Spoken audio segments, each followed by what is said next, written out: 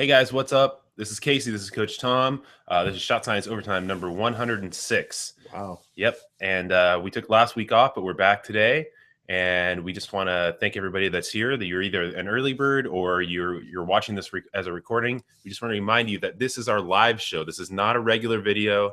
This is a show where we can kind of tackle a longer form answer on some topic that we like for you guys, and also answer your guys' questions. So hopefully, if you're here and you're going to watch this, this is what you want to watch. If you want to watch one of our other videos, go ahead and jump over to one of those. But so today, what we want you to do is send us your questions that you want answered. Anything basketball related. It can be dribbling, shooting, defense, how to pass, how to talk to your coach, training, conditioning, any of that stuff. And we will do our best to kind of give you our perspective on that and help you answer those questions. While you guys are sending us those questions on Twitter, Facebook, Google+, wherever, we are Shot Science or at Shot Science on all those. We're going to talk about a topic that we think is going to help you guys. And we have a different topic every week, but this week's is 3 ways to impress your coach. So we're going to jump into this. While we're doing that, send us your questions, and we will do our best to answer those when we're finished with this topic. All right.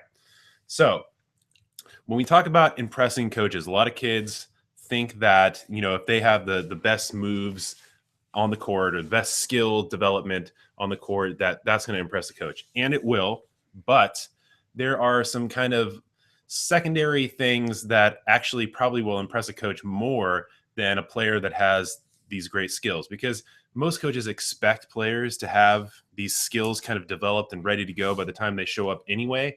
But these are some things that are kind of taking the next step, going the extra mile to be a better player and a team player as well. So looks like you added a number 4. So we have a bonus, I guess. So these are things beyond skills that can really impress a coach. And, a coach might see a guy out on the court playing, hitting all the shots, being able to beat the guy off the dribble or whatever, playing great defense. But those are things where he might go, oh, that's really great. That's impressive. But if you do these things, these are the things where the coach is like, wow, we need that guy on the team. We need him on the roster. I don't care what it is. He's on the team. These are kind of those characteristics. Okay. So number 1 is effort. And, effort is something that, it's people probably don't know what true effort is, if they've never really kind of put their mind to it. Just going through the motions is definitely not effort, but kind of explain some things that you might think of as being a player that might show effort. Well, those players that are showing effort are the ones who work really hard in defense. And they get the 50-50 balls, and a 50-50 ball is a loose ball on the floor that both teams probably going to have people going after. And the person who shows great effort, he's probably the one that's going to, or she are going to be the first ones to get there. Diving on the floor. Getting on the floor instead of bending over and reaching down to pick it up. And they're also the people that are going up and they're boxing out and getting rebounds. Yeah, and they just play so hard on defense too, is that you can never shake them. They're constantly in your grill, and the fact that you can't really get rid of them, and they're just pesty, and that kind of effort just goes so far with basketball coaches. And not only basketball coaches, I think it probably is true with most any game where there are people playing like that, soccer or football or whatever. Effort is a key ingredient to being a really good player.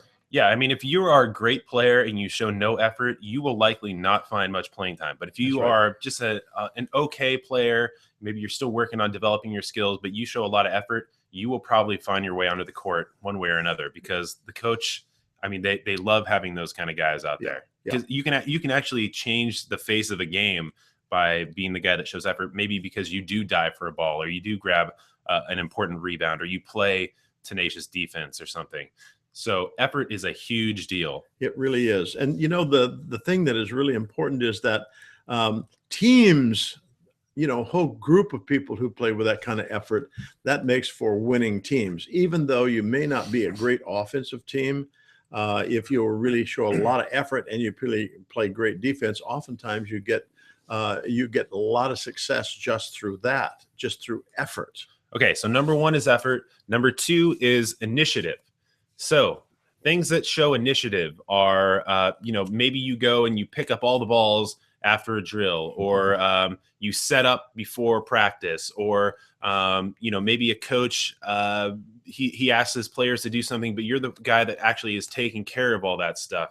What are some other things that are Well, showing one thing initiative? that I really like about initiative is that you're the first guy at every drill. Yeah. You're the first guy in every line, so that the coach begins to see your face on a regular basis, and that guy is really into this. Well, and here's another thing too, is that, showing initiative also is maybe being the first guy at the gym and the last one to leave. Maybe you're getting in some extra workouts before practice. Right. Maybe you're asking the coach, hey coach, can I get in there over the weekend? Or, can I get in there before school or something like that, and do a little short workout or something? Maybe you're the guy that actually works on his shooting, or you're the guy that, scouts the other team and looks at game film. Yeah. All of those things are showing initiative. And it also will lead into our number 3 too. But initiative is a huge thing that will truly impress your coach, because one of the things that does is that it makes the coach's job easier. You're essentially being a little mini coach or an assistant coach as a player. Right. And, that goes a long ways, because it can be frustrating to be a coach and nobody is listening to any of the crap that you're doing, Yeah. Very true. Very true. Okay. So initiative, number 2, leads into number 3, which is leadership. A lot of the things that you show by using initiative kind of show leadership to the other players. It kind of gives an example of what a player that actually cares about this stuff is going to be doing, and that sets an example. But leadership is super important, because it will help your team, because you're adding an extra person that is motivating everybody else. You're showing people kind of by example what to do. Maybe you're congratulating your teammate on their successes, and maybe you're consoling them on their failures. But you're kind of a support system there beyond the coach. Right. And helps to kind of direct the team. That's when you're on the floor. Oftentimes when you don't have any kind of leadership on the floor, you begin to falter and break down, because there are decisions that have to be made for you to be successful. And if there's not somebody out there who kind of takes the bull by the horns and directs the team with that kind of leadership, then you just kind of wander into space, and you don't really get anything effective done.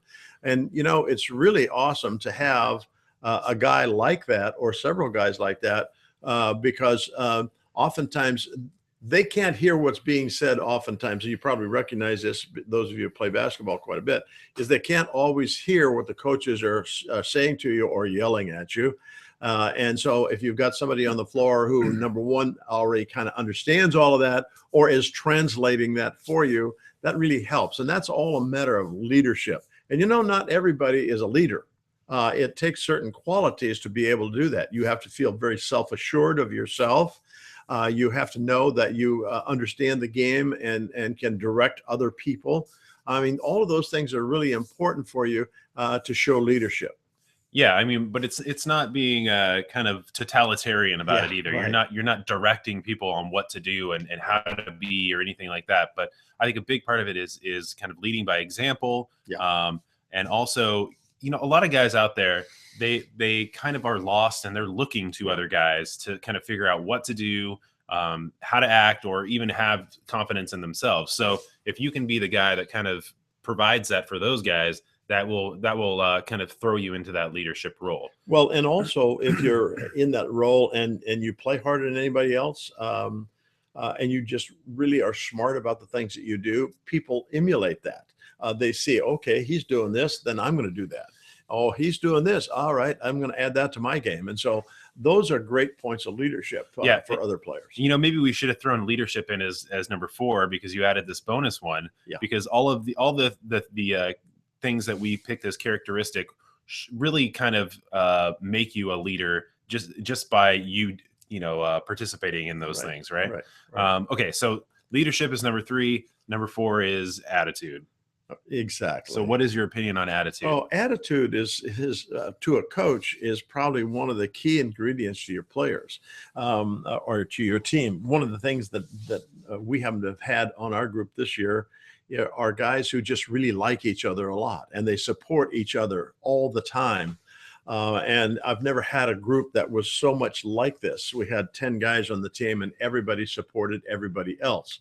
And so that attitude just kind of got stronger and stronger and stronger as the season went on. And the team got stronger and stronger as it went on, because good attitude is infectious. Bad attitude is infectious as well.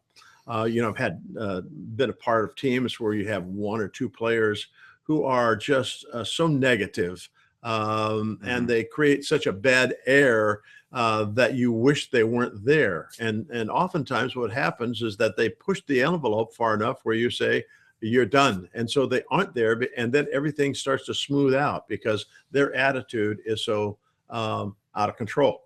Right. I mean, that's kind of like the whole locker room attitude type deal. I mean, that can really just infect the team if it's a bad attitude. Yeah, absolutely. And, absolutely. You're going to have way more fun too if you have a good attitude. Yeah. The guys that are always pouting and having a bad time. I mean, not only does your coach look at that and go like, wow, those guys are not good players to be around, but it'll bring you down, and just it's not fun to play anymore. Right. So yes, attitude is a major deal, and also it will affect your game too. Like if you're constantly pouting about the outcome of what happened or what you think is going to happen next, or that you're not playing enough. To suit yourself. Yeah. I mean, that's going to make you, that's going to bring you down, and you're not going to play to your potential. And so you need to really just let go of all that stuff and play kind of just with, a presence and a positive attitude, because that will also lend to your confidence as well.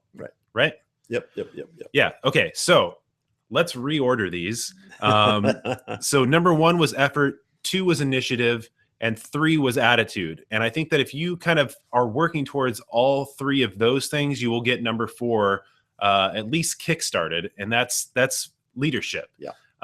And like I said before, if you really want to impress a coach, having those qualities are really going to be the ones that knock them down and have them essentially needing you on the team. If you are a great player with great skills, sure, they're going to want you. Sure, they're going to be a little bit impressed, but if you have those 4 qualities, those are the ones that coaches just freak out over. Yeah. And those are the ones that they go and they talk to other coaches about. Yeah. So if you really want to instill some kind of positive influence on a coach, those are the 4 things to really get going. Yeah. Because I've actually seen teams and been on teams where the leader wasn't even the guy that was the best player. Yes. By far. Yeah. It could have been the guy that was the ball boy essentially, or the basketball manager for the last 3 years, and he finally made the team or something like that. That guy can actually be a leader as well. So get together on those: effort, initiative, attitude, leadership. Yeah. All right. And we also suggest that you go check out our video on how to make the team, because we talk about that stuff as well. And like we say, it's really how to impress a coach and to make a team, especially during tryouts and things. Okay. So I think that's going to do it for our topic today. We're going to jump into our questions, but before we do that, I want to tell you to please make sure that you are subscribed to us on YouTube. Send us your questions on Facebook, Google+, tweet at us. We are at Shot Science. Send us your questions right now, and we will try to answer as many questions as we possibly can. Go tell your friends and family about the show, because that helps us bring more cool guests on. In the past, we've had the professor from And One. We've had Danny Green from the San Antonio Spurs. We've had Alan Stein from Stronger Team. We've had a whole bunch of college coaches as well, and people that help get kids into college programs. So if you want more guests like that, make sure that you go out there and share this with your friends. That really helps us bring those people to you. All right, so here we go. Let's jump into questions. This one is from Ajwad Iqbal, who says, what are some drills to help with ball handling? There's literally a billion of them. Yeah, there really is. And what you need to do is just select the ones that kind of fit you or that you want to do. Well, you want to identify what you want to improve first, well, right? That's true. But they're saying generally here ball handling. And so one of the things that I would say, first of all, is go to our YouTube channel, where we have a lot of these outlined and videoed for you, showing you how to do them. And that will help you improve your ball handling immensely. The other thing is make sure that you use both hands. Yeah. Well, here's the other thing too. If you want to find our ball handling drills, all you have to do is go to pretty much any video that we put out. And I think down in the description, we break down every single important playlist of whatever aspect of basketball you're trying to find. So there is a ball handling playlist. Yeah. Click on that. You'll see all our drills, all of our dribble attacks, I'm sure. And the thing about it is that you have to identify what you're trying to do. Are you just starting? Are you, trying to develop your weak hand? We have videos for all that stuff. So make sure you check all that out. And hopefully that will help. Okay. This one's from James John, who says, how can I jump higher? Well, we put together a vertical jump training video series and also a vertical jump handbook. And in there, we show you exactly how to do that stuff. And so I would suggest you either type in vertical jump training and go to our video. It's one of the first that shows up, or go to our YouTube page, and we have that on our front page as well. And it has all the videos, and you can download the vertical jump handbook. That's 3 months of training, 3 months of daily training programs that you can do that we just tell you what to do. Right. James John also asks, how can I jump higher with dumbbells? We would suggest you don't do that. Yeah. And the reason is because adding extra weight while you're doing impact exercises is not good on your joints. And if you're jumping up and down, even wearing ankle weights or weight vests, doing that stuff, that can really do a real number on your knees. And so we would suggest not doing that. We like to do a lot of kind of body weight exercises, plyometrics, and a stretching regime, which involves dynamic stretches and things like that. Yep. Right. Yep. So check out our vertical jump training. Okay, let's go to Twitter. This one is from our buddy Nathan Thompson, who is at NateT_AF, who is here pretty much every week. He says, how do I guard someone who can hesitate and change directions really quick? It seems whenever I try guarding that guy, he ends up blowing by me, and I am the common victim of getting crossed.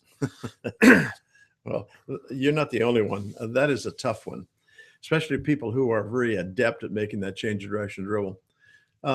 Well, one of the things that I think that is really important is that if this is a person who uses it a lot, then you want to kind of play them for that. And the other thing is get your hand, if you watch how we use our hands on defense, you've got a tip and rip hand. And one of the things you want to do is get a hand that is down in front of your body to take away that crossover dribble. All you need to do is just get a finger on it, and it's going to knock it off its route, and it's going to probably be a free ball out there for anybody to take it. But that's one of the things that I would do. And also give the guy a little bit of space. Give him a little bit of space. Oftentimes what happens is that we tend to want to crowd people because they think that we could put a lot of pressure on them. But in fact, what happens is that we decrease the time that we have to react to their moves. And so, and also back off just a little bit. And also like trying to reach in and try to steal the ball. That is a great way to just get crossed out of the gym. Yeah. And what you want to make sure that you do is stay in front of the guy.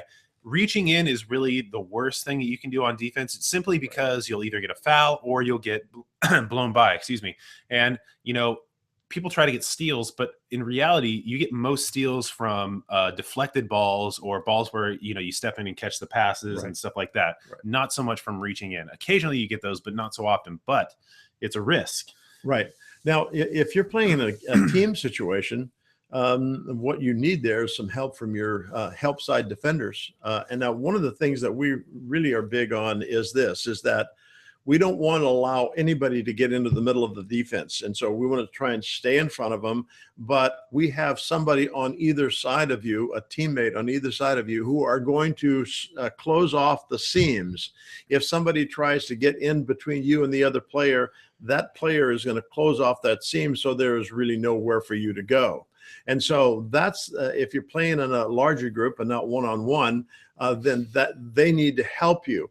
In fact, our approach on defense is this: we are playing 5-on-1. We've got 5 against the person who has got the basketball, and we have to keep track of the others certainly, but it's 5-on-1. And we played a game recently, which was just an awesome game for us. The team had so much difficulty in getting into the lane, and that was an important part of their game. They didn't get to the basket. And so what we did is we just pinched off all of those seams so there was nowhere for them to go.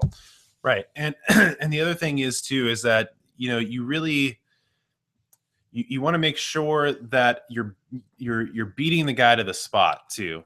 And one of the ways that you achieve that as well is not looking at the ball when you're defending the guy. It's kind of having a soft focus on his midsection, because he can't go anywhere without that going. but he can use the ball or his head or even his feet to fake you out in terms of directionality and speed.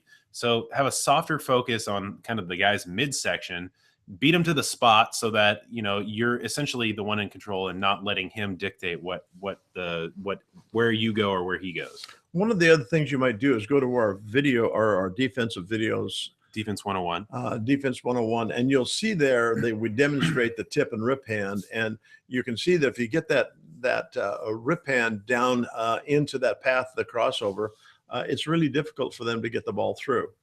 Because all you need, like I said a while ago, is just get a little tip on it, and it's probably going to be out in the floor. And, you know, one thing that just popped in my mind, too, is that a lot of times you see guys that are just like super flat-footed on defense. Right. You got to make sure that you're up on the balls of your feet, ready to move, and not having to dorsiflex your foot to then make a move or a step.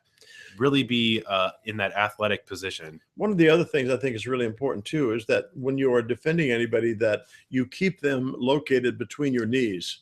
Oftentimes players will have staggered feet, and what happens if the defender or the offensive player attacks your high foot, then you have to open up, and it's really easy for them to go by you. But if you come up and you square your feet and your body up to them, and you try to keep their body located between your knees, it's going to be pretty hard for them to cross over effectively on it. Right. Okay. Here's one from Marcus Ching, who is at Marcus CNY on Twitter. He says, I can't catch the show live due to the time zone in Asia. Hope you guys can answer my question, and I love the show. Please keep it up. So thanks for that. But he says, I'm trying out the vertical jump training you guys have. I would like to know the pros and cons of using a foam roller.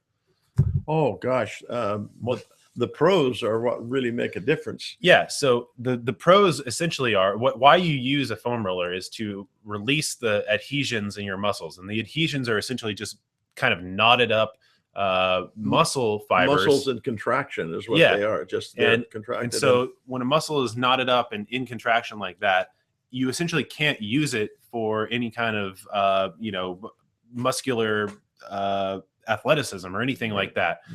It's bound up. It's not going to help you. So using that foam roller is going to help you kind of roll over that and release that tension, release that contraction, and you'll be able to utilize more of your muscle fibers. So it also will help with flexibility as well. But the cons, I don't really see any cons except for maybe it's a little bit painful. It does. It does hurt when you first start it. Just because, you know, you're applying pressure to those knotted up tight areas of your muscle. But, you know, the other thing I would do is make sure you kind of warm up a little bit before you start doing it. You don't want to just do it cold necessarily, because that's not really the best thing to do to your muscles anyway. So do some of the dynamic stretches that we talk about in the vertical jump stuff, and then kind of get into the foam rolling stuff. Yeah. And I would do that before you have a practice or a game. And then even after taking foam roll the muscles, particularly of your legs. And we talk about which ones are the ones that are a big problem for you. How do you know if you have those adhesions? Well, here's what you do is you get that foam roller and you roll over the foam roller with a muscle, let's say like the hamstring in the back of your leg. And when you find it, you will know it, because it hurts a lot. Yeah. And it hurts because the muscle is just in constant contraction. But as soon as you rub it, this is just like deep massage. And if you ever had a deep massage, what they do is they get in and they kind of release some of those muscle tissues, and that allows this to be it doesn't hurt as much anymore. The other thing is it becomes useful muscle fiber. When it's constantly in contraction, it is not useful. You cannot use it. So you get it to relax. Like Casey said, this really actually helps you with flexibility and everything like that. Yeah. So go check out our video on the vertical jump stuff, and we talk about that more in depth. Okay. Let's go back to the comments here. This one is from Alexander Robinson, who says, "Is it bad to trash talk? Yesterday, I was almost given a technical for trash talking. I was only trying to get inside the best player's head." Okay, so we talked about trash talking before. I think it was even last live show we talked about that. Yep. And the thing about it is that we are not big believers in it. It's not really the most sport. And we'll keep it short here, but if you want to go check out what we talked about last time, that's what we suggest. But we don't think it's the most sportsmanlike thing to do. And also, it essentially is you taking yourself out of your game to get into the guy's head to get him out of his game. So why go through all of that? The best way to approach basketball and get into the other guy's head is to be kind of the silent assassin.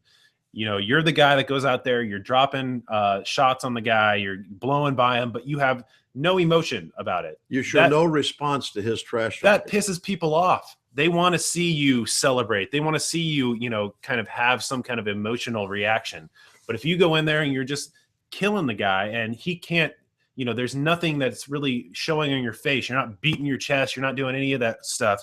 That really bothers people. When you take the time to trash talk people, number one, you can get a technical for that because the referees are going to watch. Number two, your coach is watching you. Typically, coaches do not like players trash talking. It's like I said, not sportsmanlike. And they look at it as a reflection on them as well. So if they see a guy that's just chattering away, they might not like that, and they might pull you out of the game. I know I would if I was the coach. So the best thing you can do, and the players that I've gone up against and the things that I've observed the most are the players that have that silent assassin approach are the most frustrating for everybody.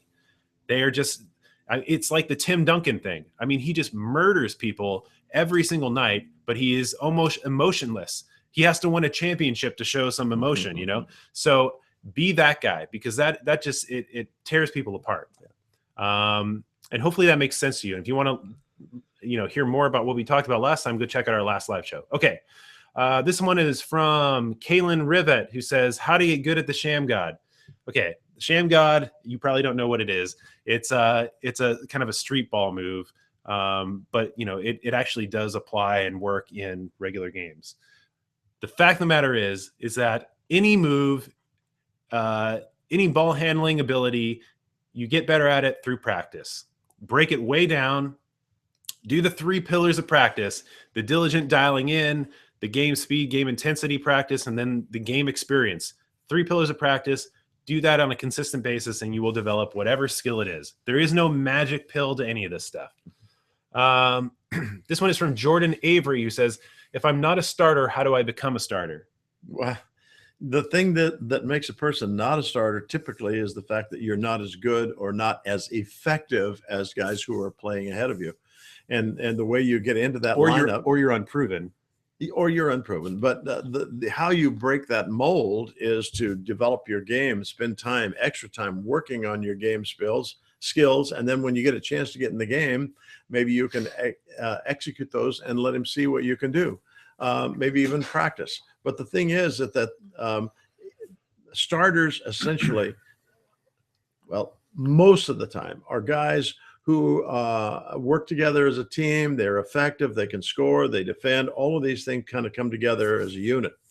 And so you have to be good at a lot of different kinds of things to be a starter. But here's another thought too.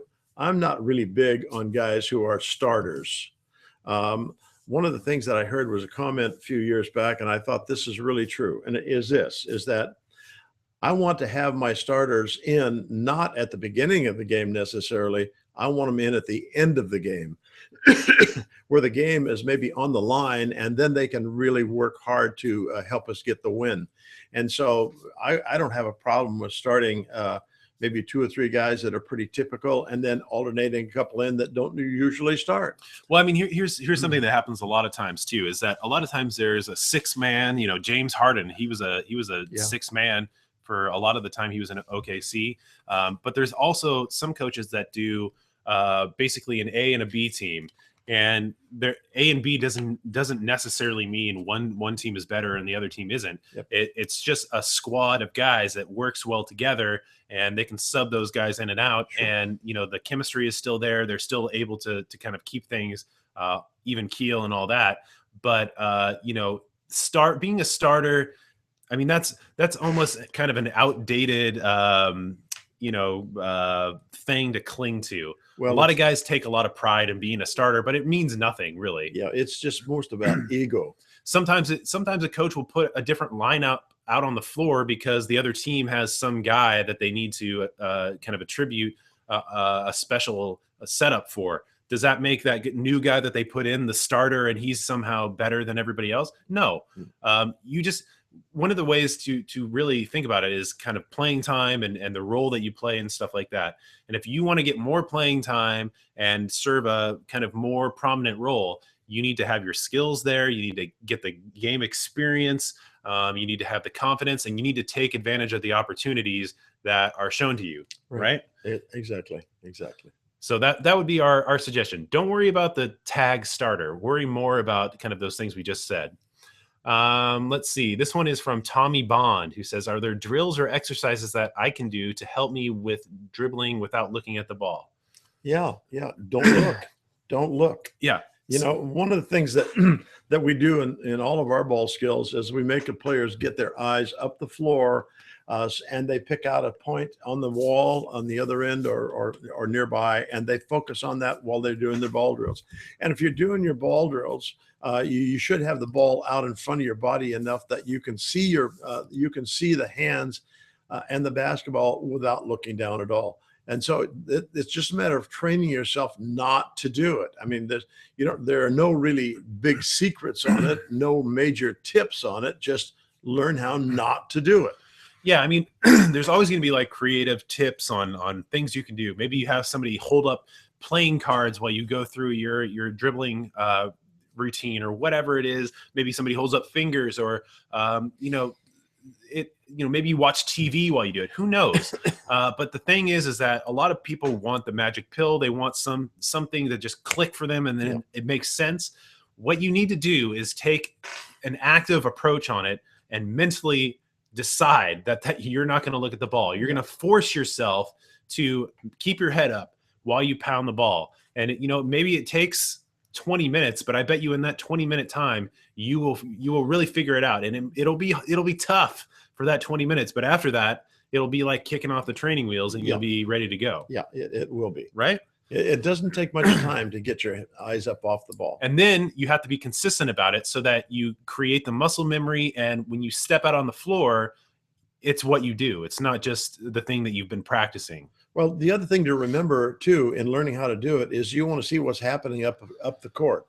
Here comes a double team, then I didn't see it because I had my head down. Oh, there's one of my teammates, and he's making a back cut to the basket, and I should have gotten in the ball, but I didn't see him go because I was looking at the basketball. So get your eyes up the floor. That's really important. And it's just a matter of forcing yourself to do it and learning how to stay with that. Right. Okay. So if you guys want us to answer your question, best place is on Twitter. We are at Shot Science. We're getting a ton of questions in our comments. And, if you really want to get through, tweet at us. Okay. This one is from Ethan Wojcic, who says, hey, Shot Science. I'm in 8th grade and I'm fairly short, 5'5" to be exact. When I tried out for my middle school basketball team, I did not make it. When I asked the coach what I did wrong, he simply said I couldn't shoot threes. The part that angers me about this is that there are people there that shoot with 2 hands and made about a quarter of the shots in the field, while I made about 3/4. My question is, however, do you believe he is right? If so, any tips on practicing 3-pointers?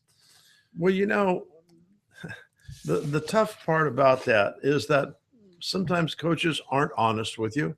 I don't know what the reasoning might be, but maybe he's just trying to put you off, hoping that you'll go away. I don't think you want to take and bug him about it, but one of the things you might do is spend a lot of time working on making yourself better on the things that he's talking about, so that the next time you come, you can really shoot it.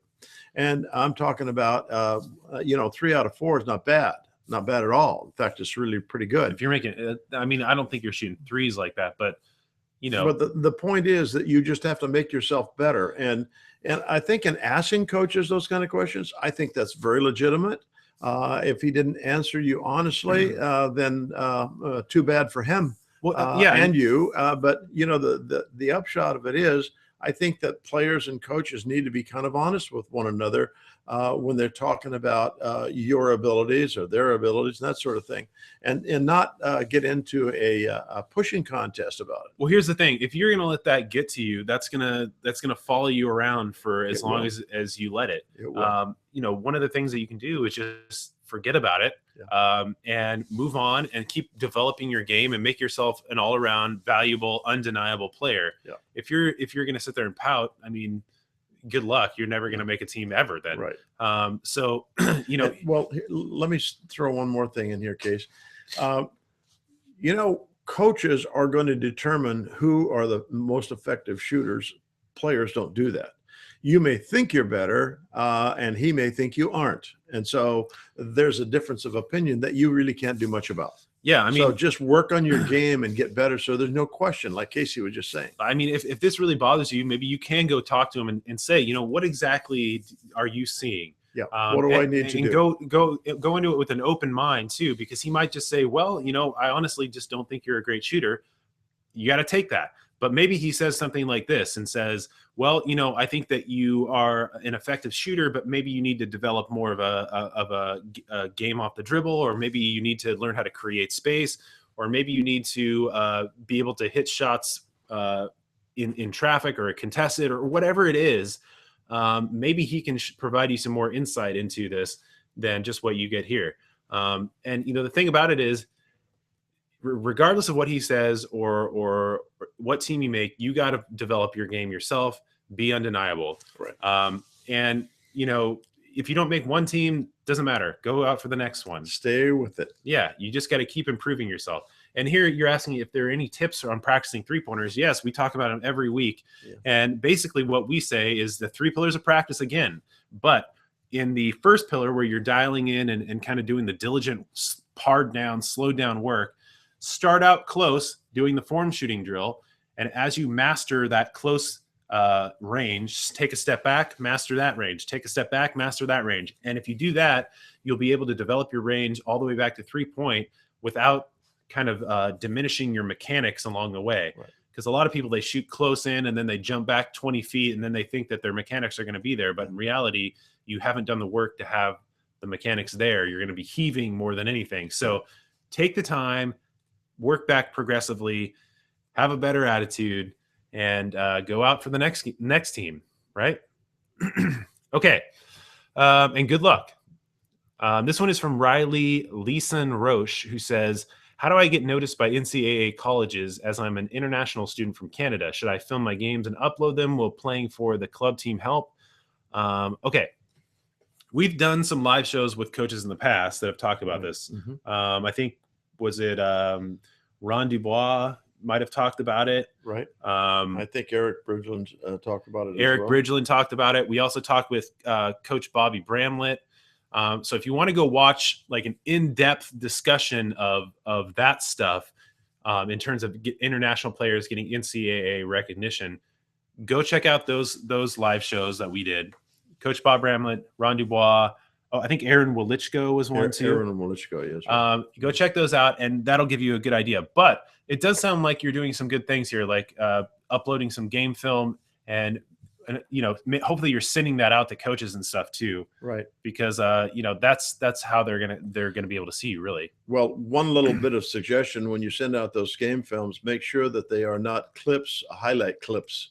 Or exclusively highlight clips. Yeah, they want to see you play in a different situation, and so maybe pick your best quarter, best half. Yeah, and it don't take and give them 15 minutes of you dunking the ball or that kind of thing, but just they want to see how you play, not just your highlight reel. Or hardcore rap music or any kind of real.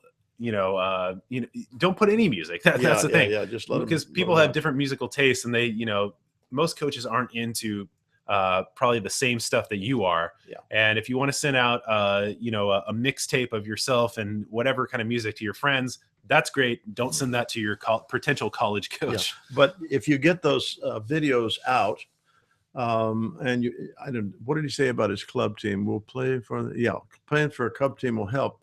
Oftentimes, some of those club teams from Canada, I know, come to the United States and play in some of the national tournaments here. And when you play in a national tournament in the United States, usually there is going to be college coaches that attend those. But college coaches can't go to those tournaments that are not sanctioned by the NCAA, and so you would want to check and make sure if they have a sanction before you went to any of those tournaments. But your coaches probably would be aware of that anyway. Yeah, so I suggest you go look at those other live shows because Right. we talk about this extensively. Right. Okay, here's a couple of tweets from Rich Mullen, who is at Rich Mullen1 on Twitter. He says some very nice things about us. He says, I'm very selective of the sources of information I recommend to my players, but your videos are always on that list. Thank you for being a reliable source of media that preaches fundamentals in a time where it seems almost taboo. So that's cool. That is very cool. He says, have you considered doing a video that encourages kids to study/learn the college game, systems, strategies, etc.? I believe it helps them to realistically prepare for the next level while also keeping them focused on team basketball. Mm-hmm. Well, I mean, the thing about that is, yes, I mean, we've thought about that. It's logistically that's tough because we have to have the guys and be able to do the demonstrations and stuff like that. But I would say that that's probably something that we're going to do. Sure. Right. Yep. Yeah. So thanks for that, Rich. We appreciate your support. Yeah. Very much. Let's see. This one is from Ivory Green, who says, what do I do if I never tried out until my senior year? You work on your game, develop it as much as you can, and then you try out your senior year. Exactly. You just go for it. Yeah, I mean, that's a silly question. I think you knew the answer to that one. But yeah, do that and good luck. This one is from Queen Lee or Lay, who says, it's been 2 years since I have done basketball. I stopped because it seemed like I had been stuck in one place in my coach's eyes. After that season ended, I haven't even touched a basketball. So I'm currently in 10th grade and want to try out for the team and get back into basketball next year. What can I do? Any tips? Get started. Yeah, start yesterday in improving your skills, and every one of them, your shooting, your defense, your ball handling skills, and be ready when it comes time for you to try out for that team. Those are the only tips that we can really give you. You know, there's nothing secret. There's no secret formulas that we can offer you that make that happen without you putting in all the effort. You know, one of the things that always has kind of impressed me over the years is just how dedicated some guys have become and where they get there. And Larry Bird is one of the guys that just stands out so strongly in my mind. Here's a guy who wasn't supremely athletic.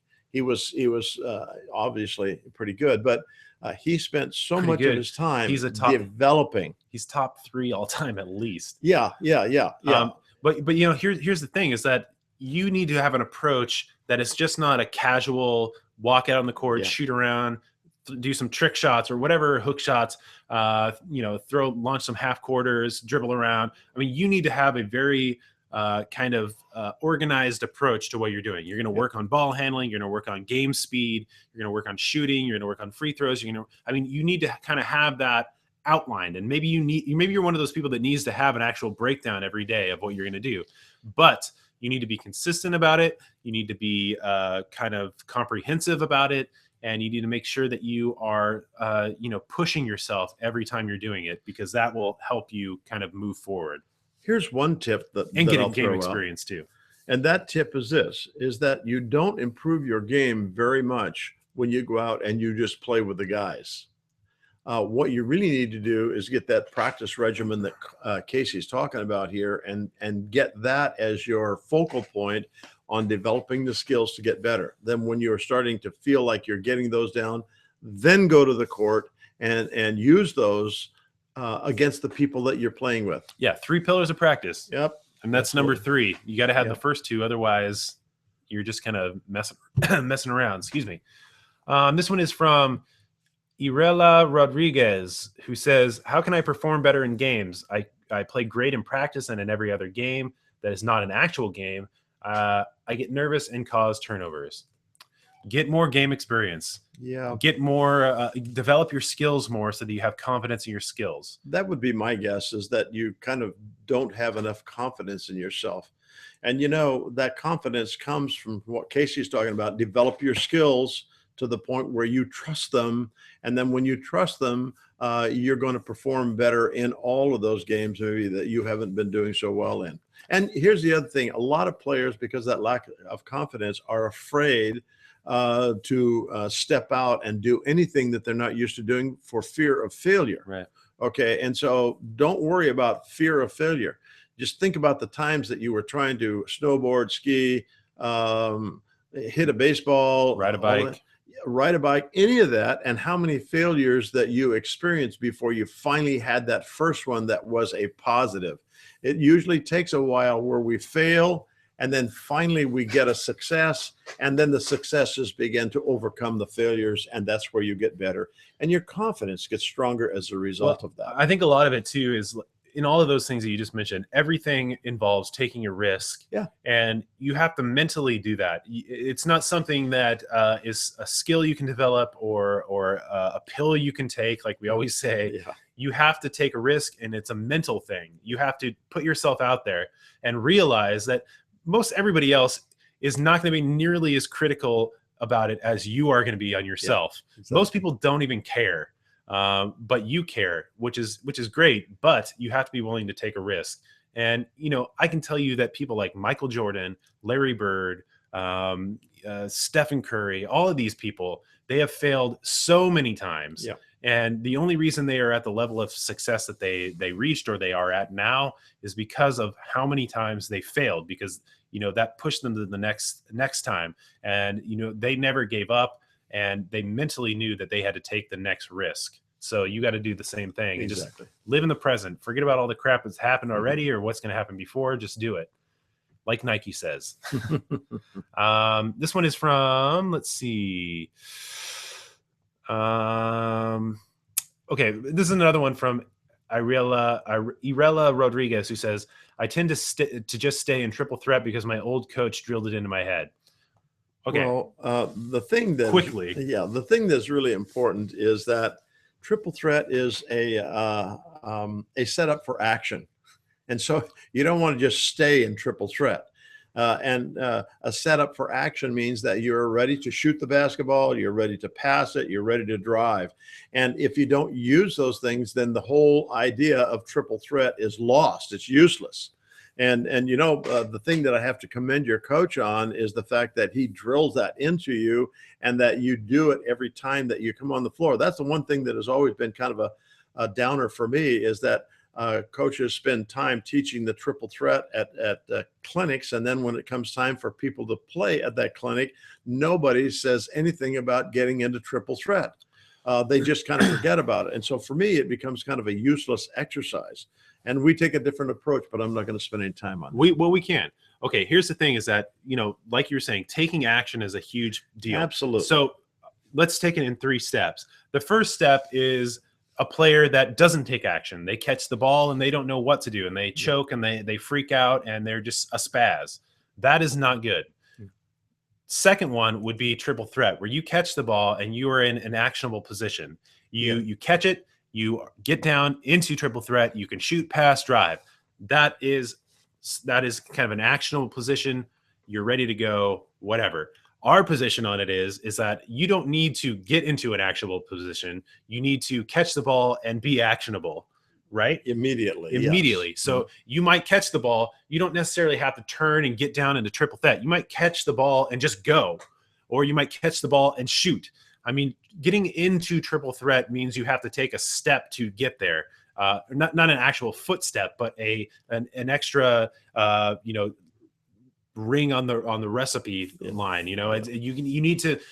For us, we don't think you need to do that every time, at least. Right. So be actionable right away, and that will kind of be a good approach for you. So you don't need to necessarily get into triple threat every single time.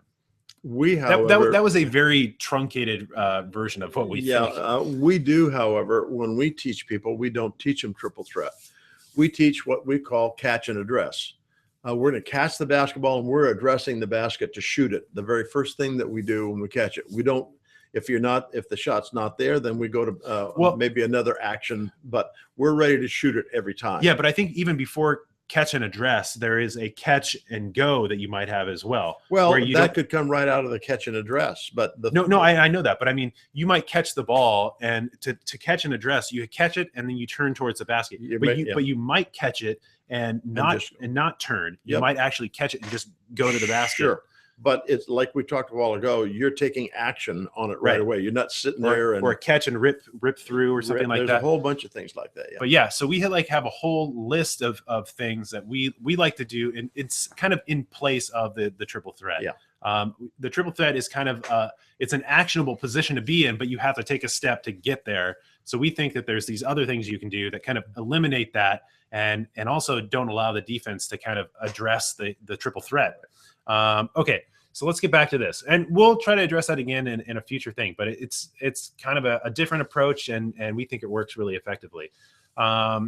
This one is from Chandler H, who says, "How can I increase my vertical jump?" You got to check out our vertical jump series and our vertical jump videos and the vertical jump handbook. It's all on our channel. Right. And I might mention that we are in the lightning round. So this is the last 10 minutes. We're going to try to get through as many as we can here. Harris Rachmanovic says, "What do you think about plyometric training?" We think that it is an essential element of training for your athleticism and your vertical jump stuff, but it is not the only exclusive thing you should be doing. Right. Check out our vertical jump series. That's really going to help you there in our explanation. Okay, this one's from Nate Thompson again on Twitter. He says, "On a fundamental level, what should I do as a point guard when being pressed? I feel like I try to do too much and dribble my way out of them, and they end up just ripping the ball from me." Okay. Short answer, lightning round. Okay. The one thing that I think is happens to point guards when they're being pressured is they tend to allow themselves to be put on a negative basis. In other words, you're allowing them to press you or pressure you. And I think the best thing to do is to attack them instead. And especially if we're dealing with a double team, I think that when people double team you as a part of that, you attack one defender or the other, and that kind of cancels out the second defender. But the one thing that we do is when we play cautiously against pressure, that's exactly what they want you to do. And so they kind of back you into the corner. What you want to do is be very aggressive and don't try to be too cute with the basketball. In other words, a lot of times I'll see players who are point guards and they're through the legs and they're behind the back and all of that. Those are opportunities to turn the ball over.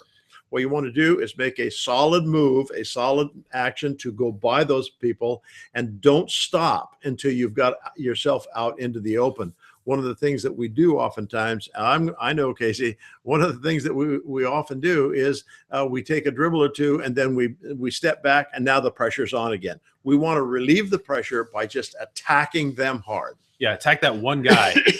Attack that one guy instead of waiting for two of them. Yeah. Also, I will say either go back to our last live show or the one before that. And I think we talked about this for like 5 minutes at least. So go check that one out. Okay, here, this one's from Isaiah Blackman in Google Plus, who says, "What can I do in tryouts to impress him?" And I'm assuming him is the coach. Mm-hmm. Well, if you were here for the first part of our show, I will recommend you go watch it again. But we say things like effort, initiative, attitude, and leadership are kind of the major things that we think are going to impress a coach. Yeah. Also, go check out our how to make the team videos.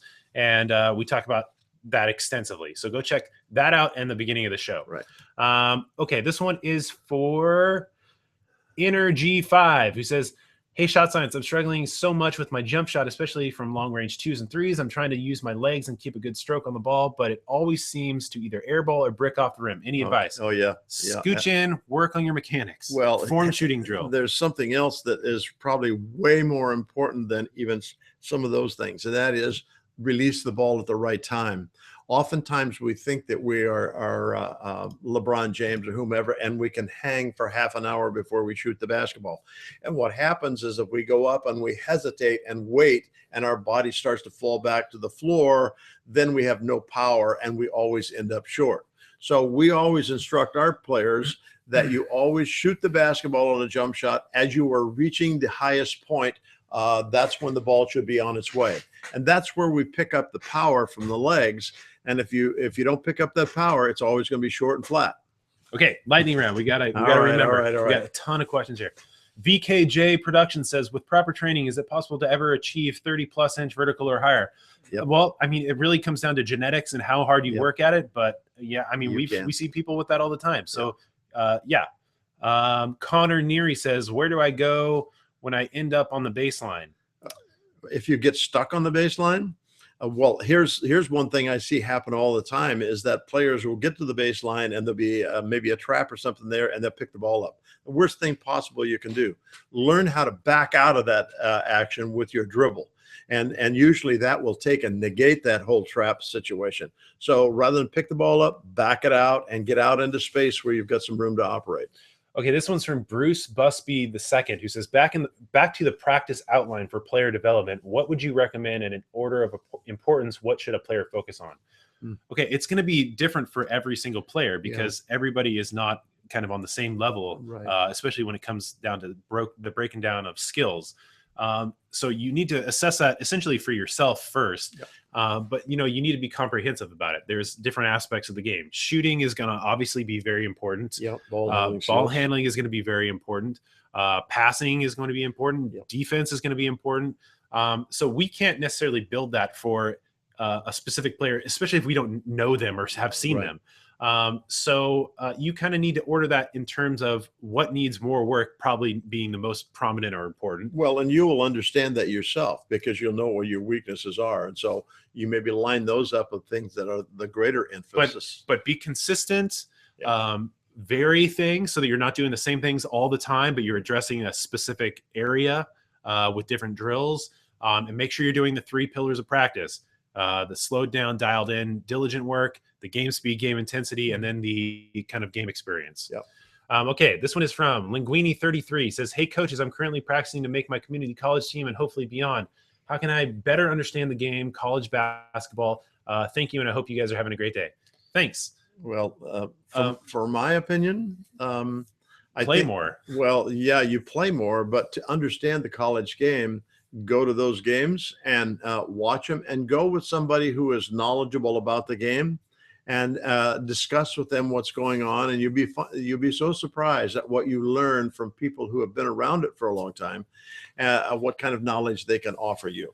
Okay, super lightning round. We got to remember this. Okay, this one's from Jonathan Frazier, who says, how do you really get past people? I've been watching a ton of videos of Kyrie, Stephen, and Harden, and even MJ, and I'm still wondering how they get past people with ease.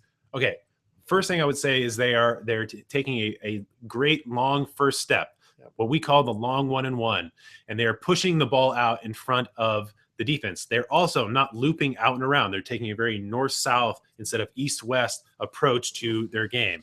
And then they also have developed all these great dribble attacks. And I think that if you go look at our offensive moves playlist, you'll see kind of the things that we think are very important in that. Even using the hammer is a great thing as well. So it's that long, quick first step where they push out the ball is really one of the massive things that is key. Yeah. And creating space, and they do that through kind of footwork and also the ball handling skills in the dribble attacks. Let's see. This one is from Noel Delialisi, who says, how do I get good shooting form? You go to our videos and you watch our playlist on how to shoot a basketball. It's that simple. Isaac Lee asks, what are ways to help increase your post-up moves in the paint?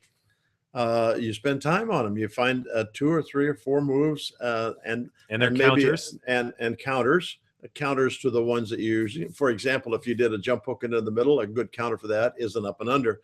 And so when you develop some of those moves and the counters that go with them, you become pretty effective. And you only need about maybe 2 or 3 moves, go-to moves, and a couple of counters. Okay, here's Son Goku the Pure, who says, hey, I'm going to be honest, I'm horrendous at basketball, but I want to really get good. I'm an absolute beginner. What do you suggest I should start with to be good at basketball? If it helps, I'd like to be a point guard. Okay, start on a comprehensive approach where you're working on shooting, dribbling, passing, ball handling in general, defense, all those things, and kind of have a consistent regime that you're working on that varies, like we said before when you're talking to Bruce, but you kind of have to just put in the work. Yeah. There is no quick thing to do. Okay, let's see here.